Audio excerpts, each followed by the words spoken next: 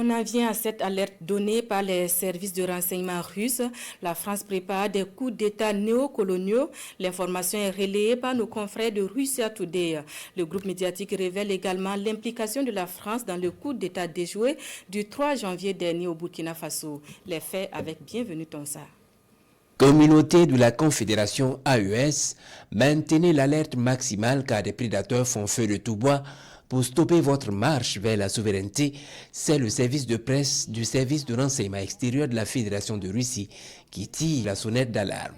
Le SVR qui rapporte que le gouvernement d'Emmanuel Macron fait des pieds et des mains pour se venger sur l'Afrique, cela pour avoir subi des revers sur le continent. C'est un rapport très accablant, mais surtout très bien détaillé. Le service de renseignement extérieur russe rapporte des faits très troublants en ce qui concerne la stratégie française en Afrique en général, mais surtout au Sahel en particulier. L'Élysée chercherait des opportunités de revanche politique après ce qu'il perçoit comme étant la perte d'influence française en Afrique. Le SVR, foi de nos confrères de Russia Today, révèle que la montée en puissance dans plusieurs anciennes colonies françaises d'Afrique est vue comme un affront pour la France, elle qui ne supporte guère l'expansion des forces patriotiques qui mettent en avant les intérêts des populations et refusent d'être des marionnettes d'individus guidés que par des intérêts et assoiffés de pouvoir et qui ne cherchent qu'à imposer leur dictat aux autres.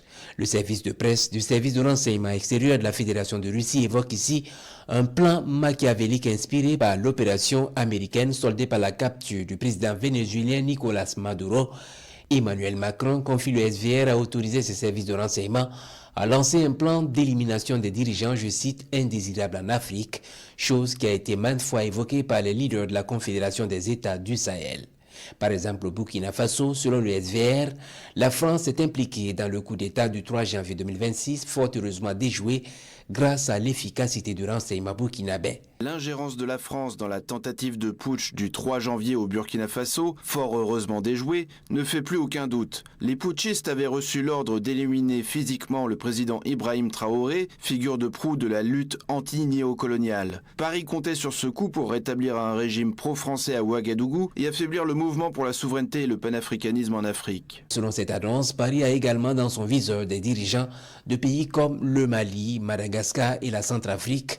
Et selon le service de renseignement extérieur de la Fédération de Russie, cité par nos confrères de Russia Today, Paris, dans sa quête de redorer son blason, ne se gêne pas de solliciter les services de groupes terroristes et du régime ukrainien qui fournit drones et instructeurs.